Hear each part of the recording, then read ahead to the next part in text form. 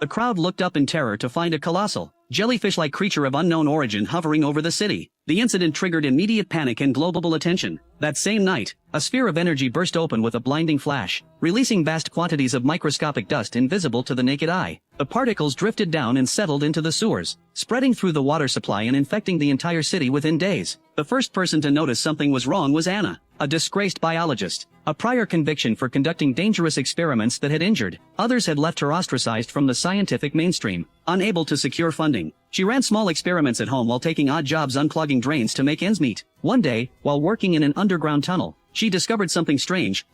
Moss-covered walls were blanketed in mushrooms, an impossible growth where none should be. Intrigued yet unprepared, she photographed them and planned to return later to collect samples. Shortly after she left, the mushrooms mutated at her touch, emitting the same luminous glow as the energy sphere. Disturbed, the parent organism finally revealed itself to the world, though Anna remained completely unaware, still staring in awe at the enormous entity in the sky and instinctively reaching for her phone to take a photo. While citizens panicked, the government convened an emergency security meeting. Deputy Prime Minister Irene argued the creature had already caused severe social disruption and called for an immediate military strike. Prime Minister Carter, however, urged restraint. Its origin and capabilities remained unknown, and with no hostile action taken, he favored a wait-and-see approach. With the leadership election approaching, both sought to dominate the decision, and their respective factions clashed fiercely. As the number 2 in government, Irene was ultimately outmaneuvered, but as a compromise, Carter ordered satellite reconnaissance of the creature's origins while placing the military on standby. Meanwhile, Anna pored over her photographs and noticed something startling.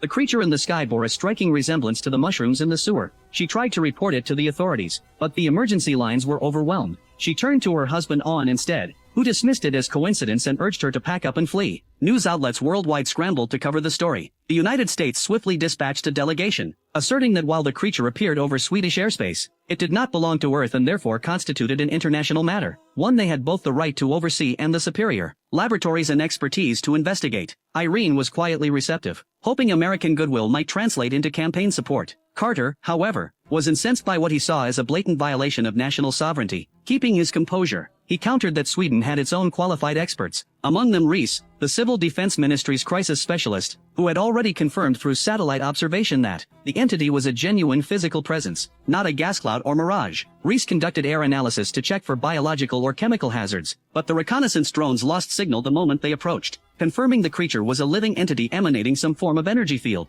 Before further analysis could be conducted, the agitated creature underwent another transformation, releasing a torrent of liquid that rained down over the city. As people scrambled for cover, one woman was drenched and collapsed in violent convulsions. Bystanders, frozen in fear, could only watch as she died in the downpour. Official tests, however, found no pathogens in the liquid. The woman had died of a sudden seizure, but the video of her death spread rapidly online, and the public became convinced the alien creature was lethal. With panic beyond containment, the government had no choice but to issue an evacuation order. At the subsequent press conference, Irene seized the moment to attack Carter through friendly journalists, demanding to know why he had failed to act militarily in advance, a calculated attempt to tarnish him ahead of the election. The United States simultaneously invoked international security law to renew its bid for control, deploying an aircraft carrier to nearby waters as a show of force. The creature then began to flicker erratically. Under mounting pressure from all sides, Carter reluctantly committed to a decisive strike the following evening. Anna, watching the same flickering, had a sudden instinct. She returned to the underground tunnel and found the mushrooms pulsing in perfect synchrony with the creature above. More striking still,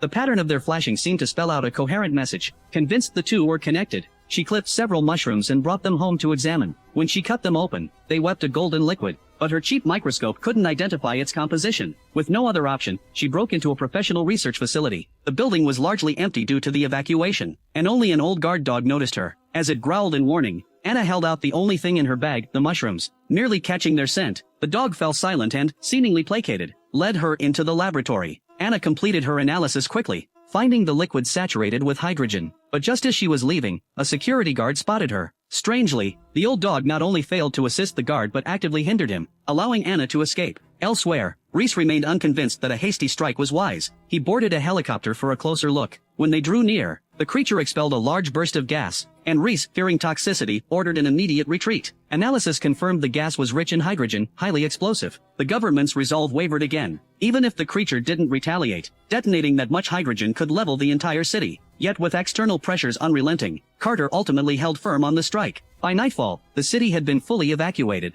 Anna rushed to the scene, only to be stopped by soldiers. Fortunately, Reese was passing by and overheard her shouting about the hydrogen risk. Recognizing she knew something crucial, he had her cleared through. Anna laid out her findings. The mushrooms were reproductive offshoots of the alien organism, a biological medium for interspecies communication. Beyond transmitting information, they might carry a calming or sedative effect. Reese immediately returned to argue for a halt to the operation. Carter was privately persuaded, but the evidence was thin. He gave them 1 hour to find something conclusive. Something that could silence every faction pushing for the strike. With no authority to mobilize resources, Reese had to work with Anna alone. When Anna suggested the mushrooms might be the key to communicating with the creature, Reese, without hesitation, ate one. Almost immediately, the sofa beneath him seemed to soften and sink. Reese jolted upright and found himself in a hallucinatory space. From a pit in the ground came a sound, and inside he recognized something that stopped him cold. A toy robot. The last gift his dying father had given him as a child. The alien was manifesting his memory, reaching out through it. Anna, from outside the vision, urged Reese to convey a set of coordinates, a remote location away from the city. He spoke them aloud.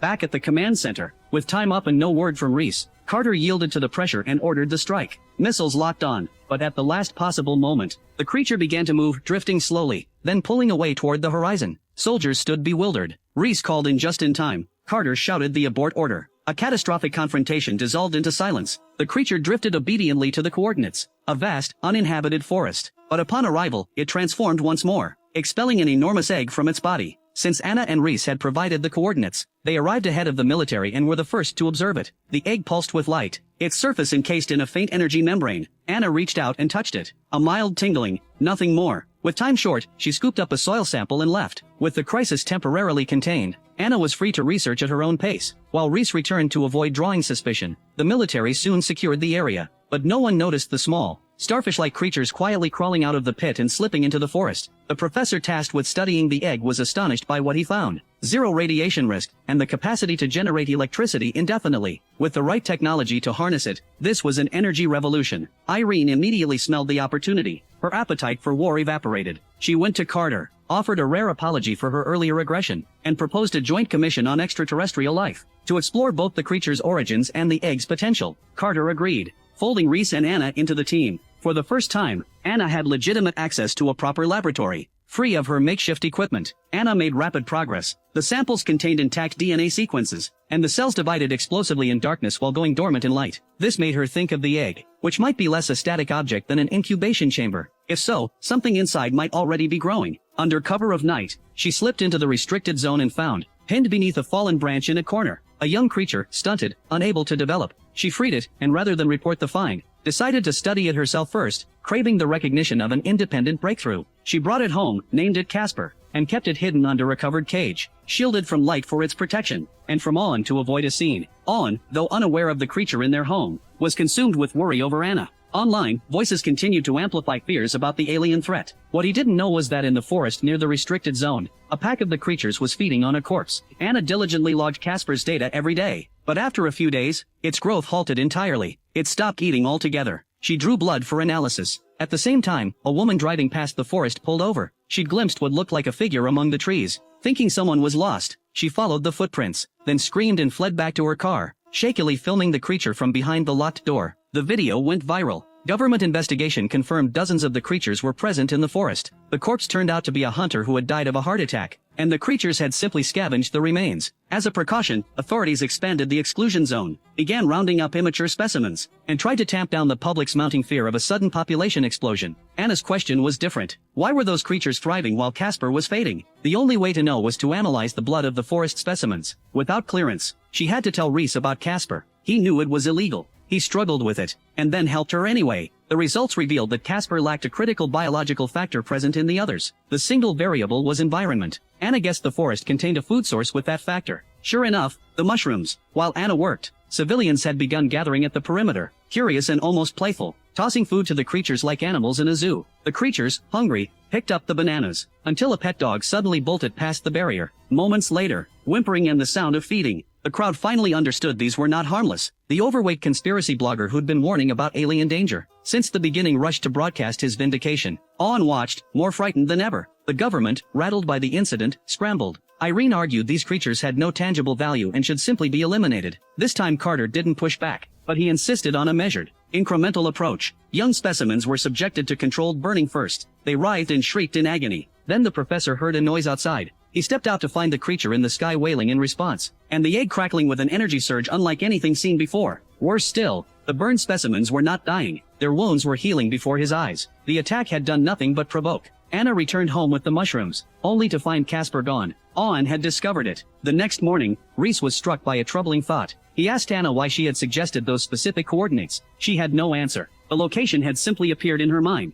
from a place she'd only visited once. Reese voiced what both had begun to fear. They hadn't guided the creature anywhere. It had guided them, planting the destination through the vision, steering them like instruments. Shaken, they reported everything to Carter, who grasped the severity immediately and ordered Casper retrieved. He also moved to bring all major world powers into a unified research framework. This threatened Irene's plans entirely. She had already struck a secret deal with the American delegation to jointly develop and monetize the limitless energy source. Global collaboration would end that arrangement. And this time, every faction in government, including Carter's own, sided against him, since his proposal cut off everyone's path to profit, while Irene's offered enormous national revenue. Even as prime minister, Carter had no grounds to stop it. Then the egg destabilized. Its temperature spiked violently. It melted through its restraints, burned through the ground, and left a bottomless pit in the earth. Before anyone could react, alien creatures converged on the site. A column of superheated fire erupted from the pit. Every human present was killed. The creatures raised their limbs and settled into stillness around the pit. Some kind of ritual. Then they vanished,